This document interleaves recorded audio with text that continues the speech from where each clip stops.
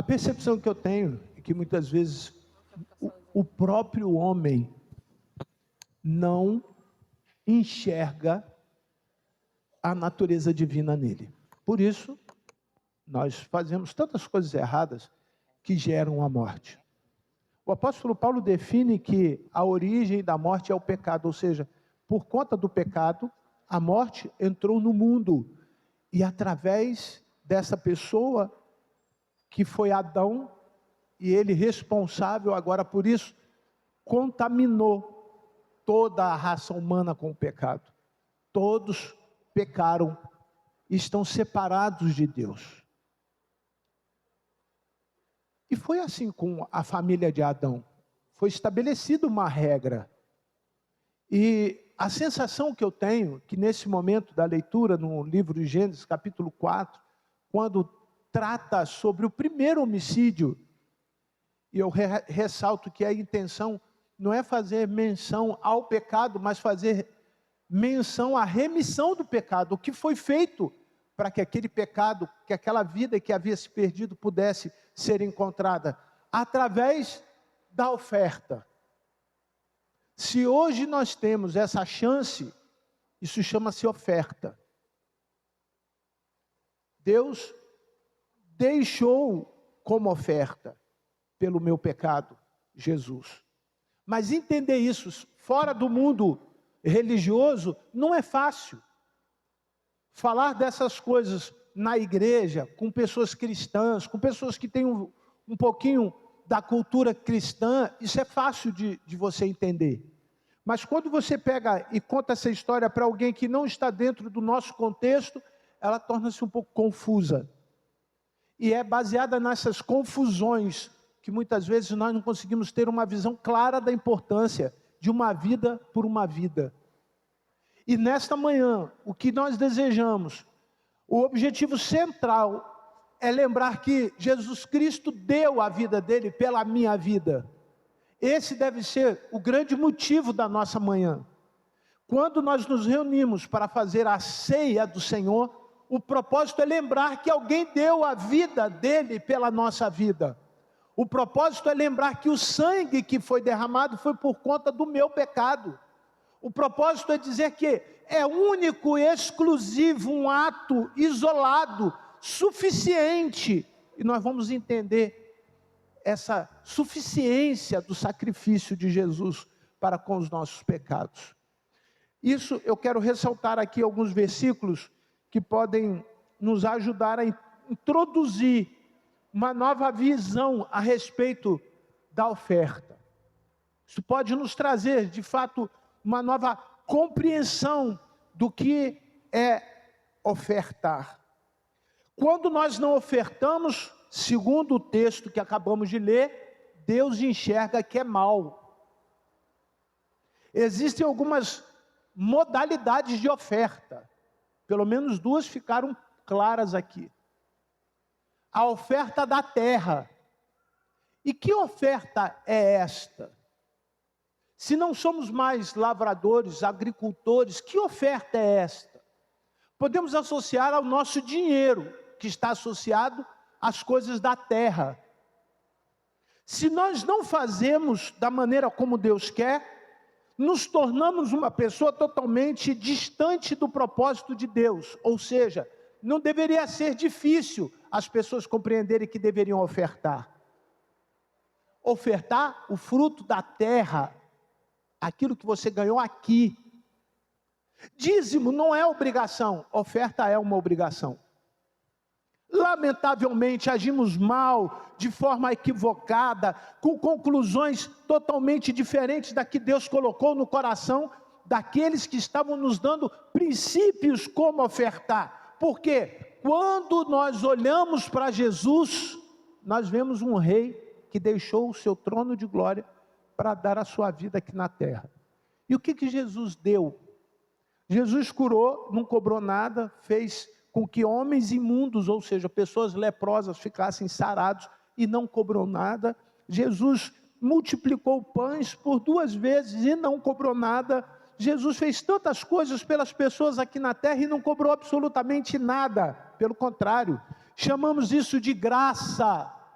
Nós introduzimos a um conceito da oferta a graça, porque é realmente um favor que não foi merecido.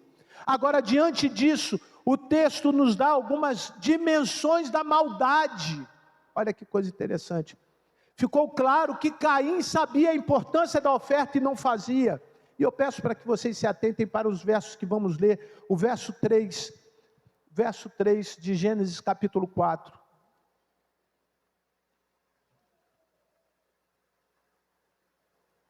E aconteceu ao cabo de dias que Caim trouxe do fruto da terra, leiam, uma oferta ao Senhor. Ele sabia que deveria fazer. Ele sabia, alguém falou para ele que ele deveria fazer isso. Estava intrínseco da natureza humana dar, devolver, fazer. Estava lá na natureza de Adão. Adão, de alguma maneira, ensinou os seus filhos a ofertar. Porém, verso 4, Abel também trouxe dos primogênitos das suas ovelhas e da sua gordura, e atentou o Senhor para Abel e para a sua oferta. Ficou claro que Deus aceitou uma e rejeitou a outra? Ficou claro. Mas Deus rejeitou para Caim e disse para Caim: Caim, eu não quero a sua oferta? Não.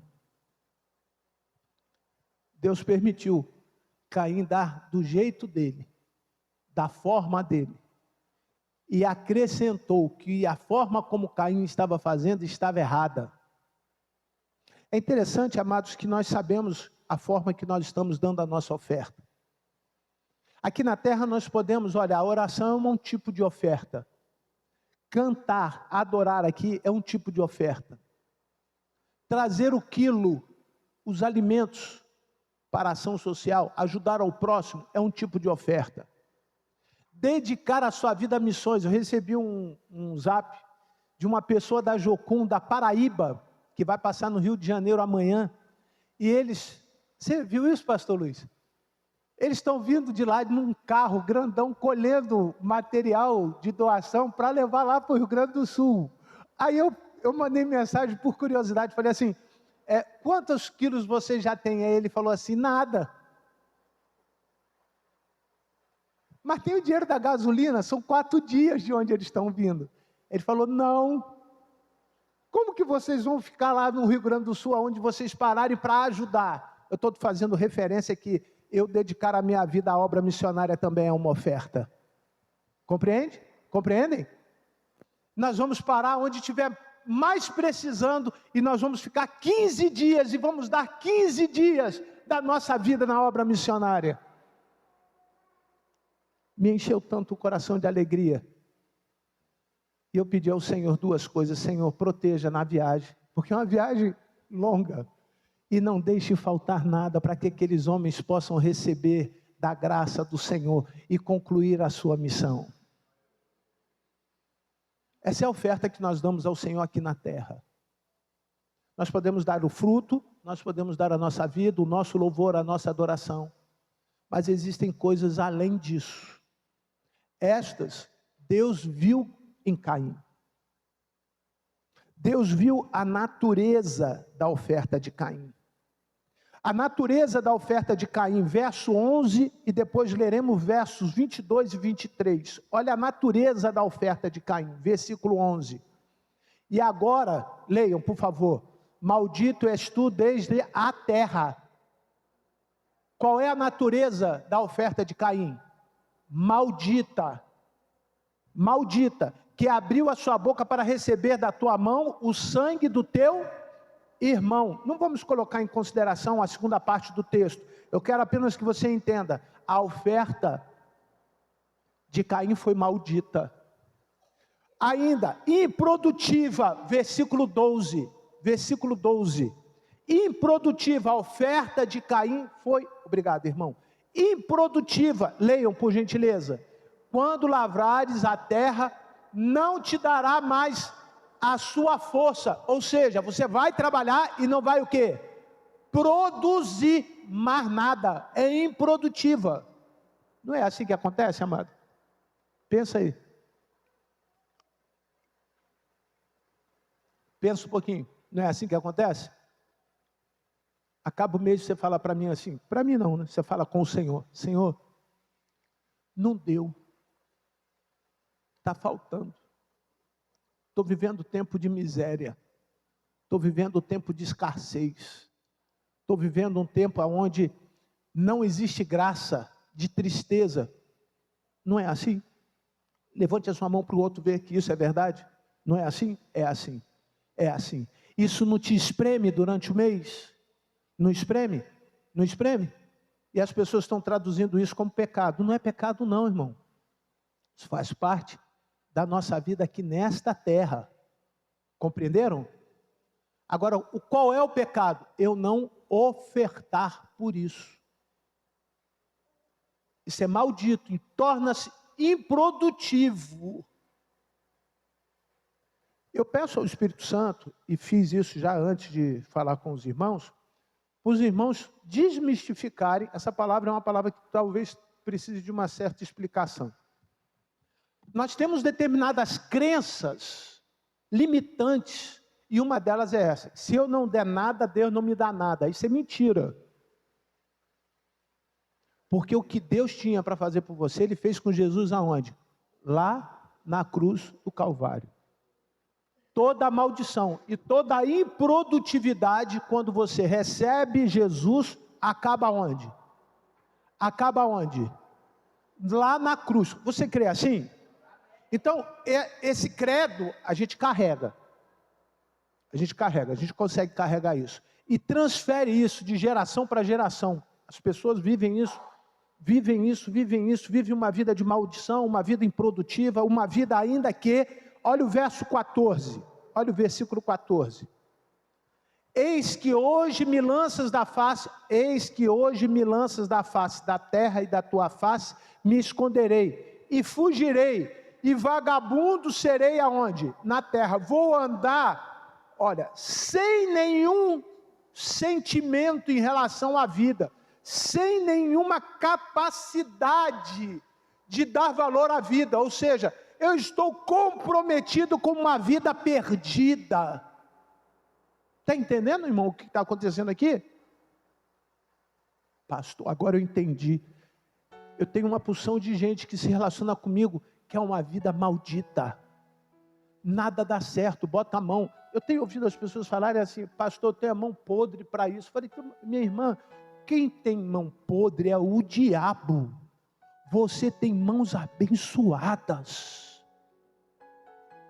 Tudo que você toca é para ser abençoado.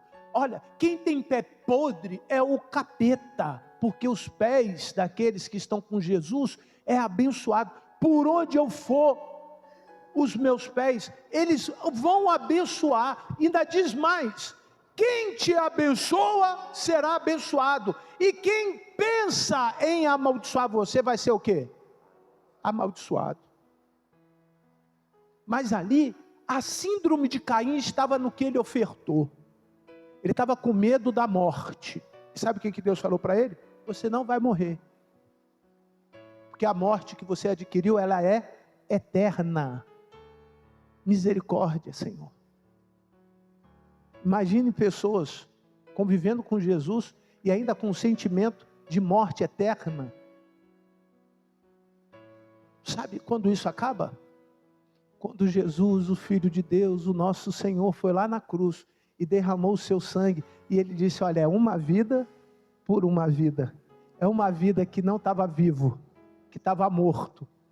Agora, por crer em mim pela fé, a oferta que Deus deu, você recebe, agora Ele te dá o quê? Vida eterna, vida para sempre, em Cristo Jesus. Aleluia, louve ao Senhor, porque Ele é digno do nosso louvor.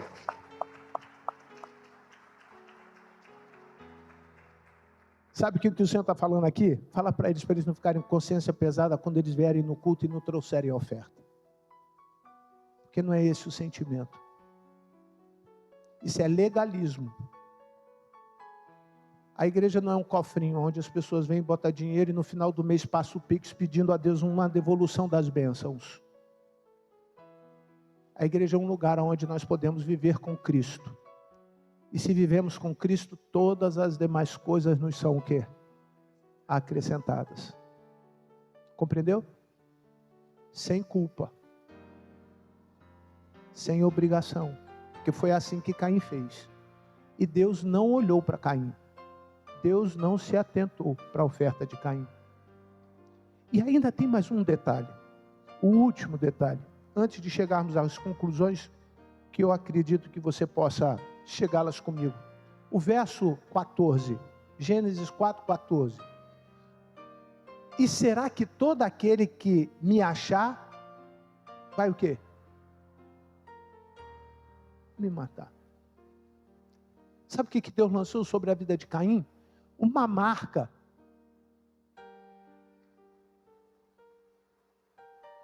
Sabe o que o pecado fez com você? Também te marcou.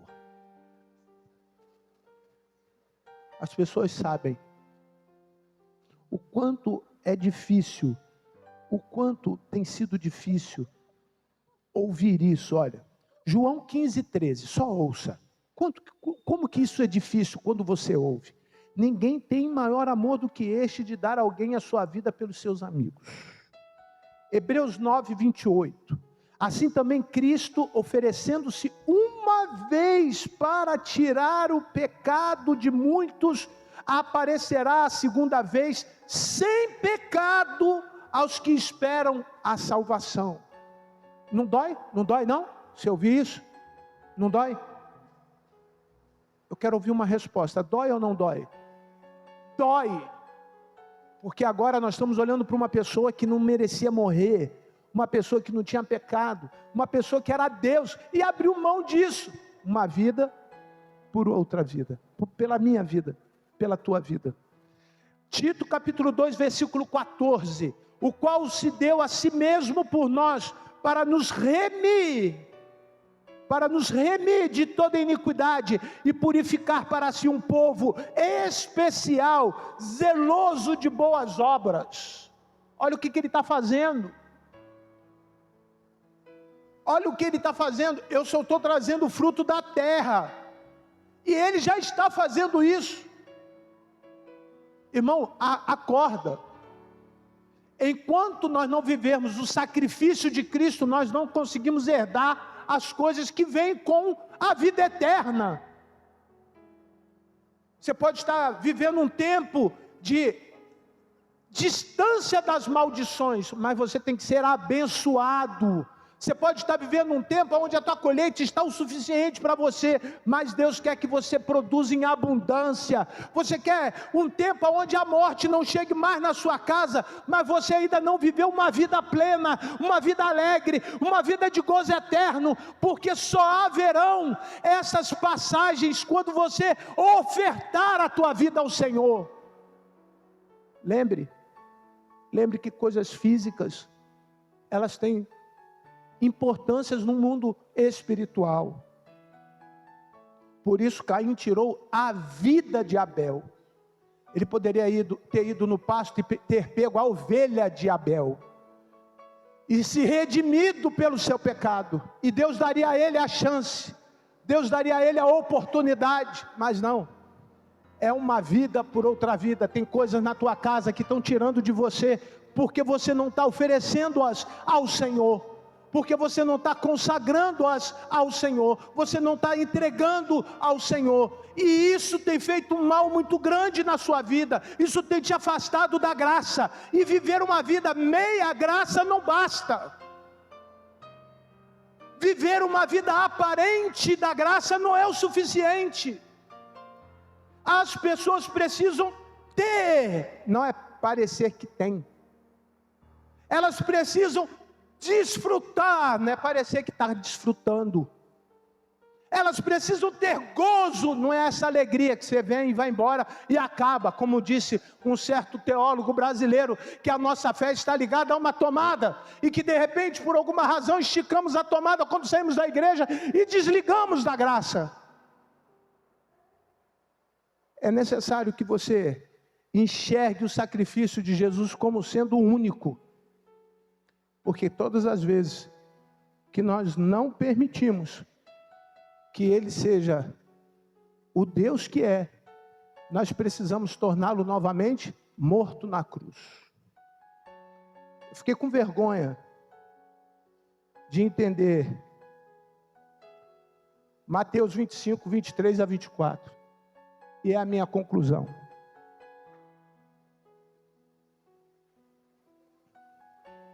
Por que eu fiquei com vergonha? Porque ele acha, e sempre achou alguma coisa em mim, e ele sempre acreditou em mim. E nem sempre eu acreditei em mim mesmo. Olha o que diz o livro de Mateus, capítulo 25, versos 23 e 24. Vê se você também não sente vergonha. Disse-lhe o Senhor: bem está, bom e fiel servo. Sobre o pouco foste fiel,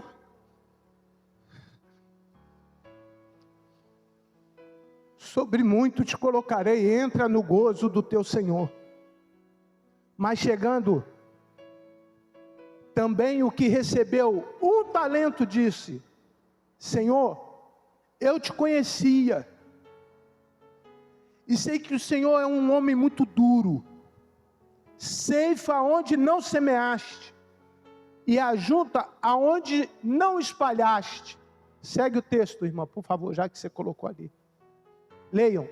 E atemorizado, escondi aonde? Na terra.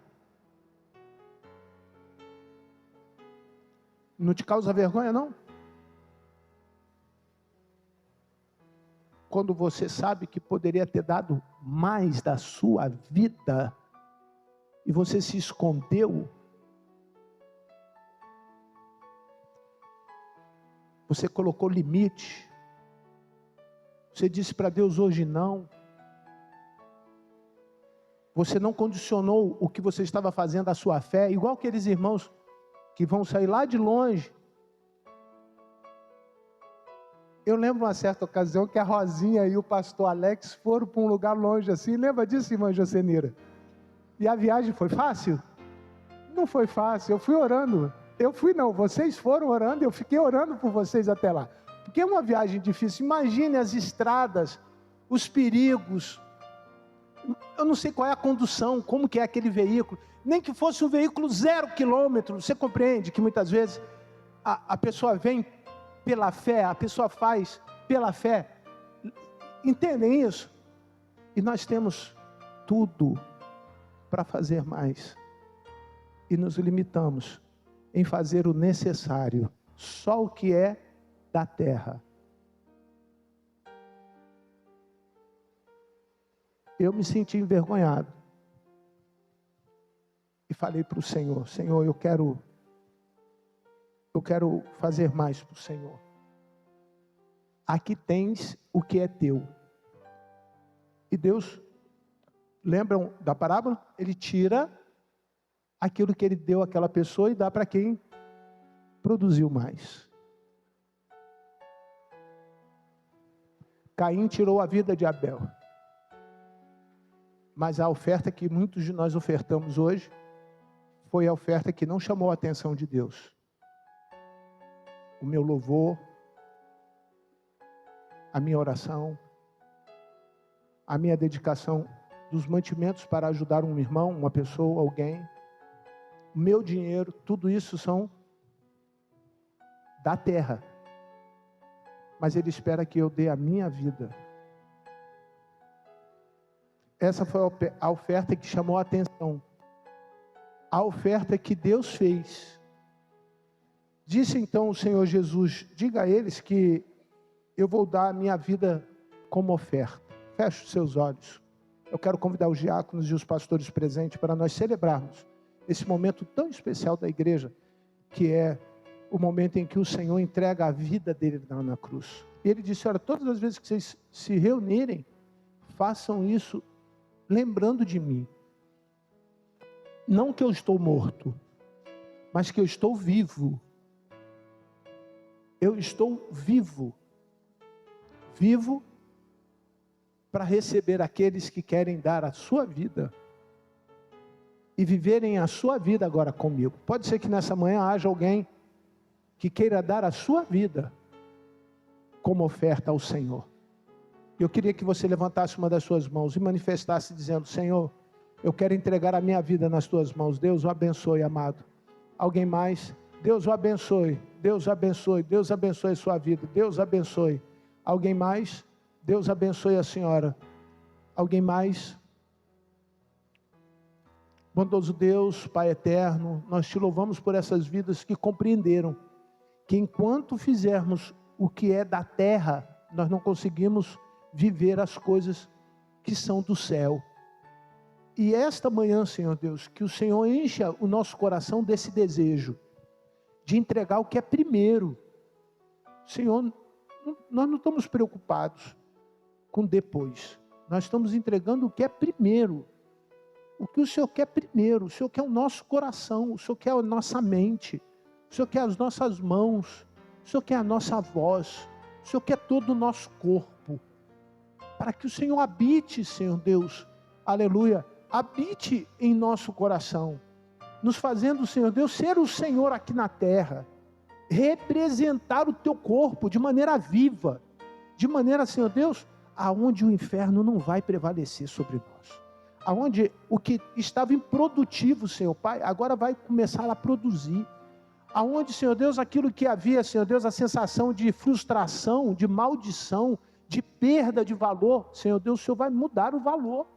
O Senhor vai dar novamente, Senhor Deus, desejos a essas pessoas a te amar de todo entendimento, e te amar com todas as suas forças, e te amar, Senhor Deus, em primeiro lugar, te amar, Senhor Deus, para que o mundo veja que o Senhor está vivendo em nós, em nome de Jesus, para a glória do teu nome, que eu te peço e oro hoje e sempre, amém.